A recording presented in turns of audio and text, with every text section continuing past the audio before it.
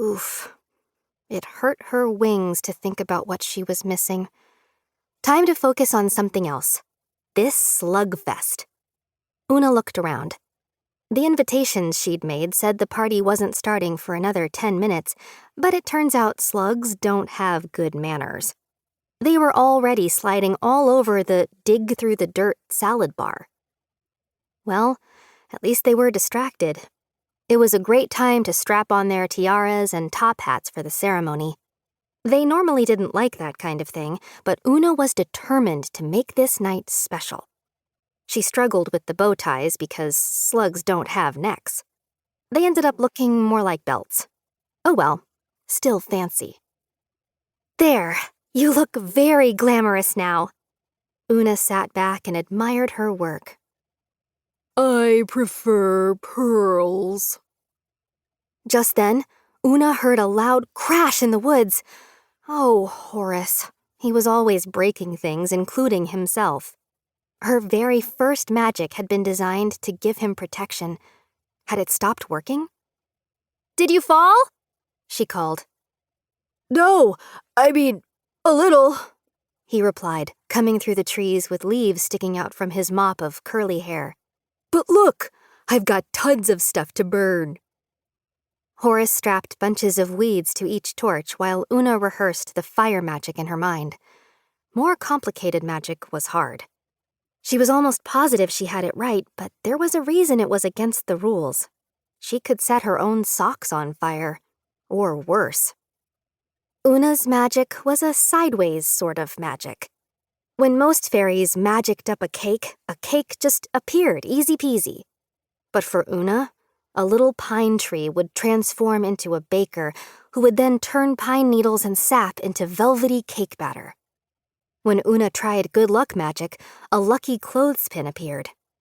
Oona wished she could have good luck without wearing a pinchy clothespin on her ear, but that just wasn't how her magic worked. It was that way for her entire family. Their magic was just a little different. Oona heard clapping from the theater and wondered who was getting all the applause. She scrunched up her rosy face and pep-talked again. "Focus, little fairy. You've got a show to put on." Oona closed her eyes and lifted her wand. Are you sure we can't just use regular matches? Asked Horace. Oona opened her eyes and glared. "This is a magical awards show, Horace. Of course it needs magical lighting." Before Horace could interrupt her again, she pointed her wand at the sky and said, "Apple, peaches, pumpkin pie, firelight of firefly, show me how you got your name and bring to me a perfect flame." 3 fireflies suddenly hovered above her, but instead of their usual glow, they had flames burning from their rear ends like their bodies were matchsticks. They zipped around the stage, lighting each torch. Then she blew on them and, poof, they disappeared. She couldn't believe it. She, Newbie Oona, had just made fire. Horace cheered. Finally, it was time to start the show. Oona pulled out her note cards.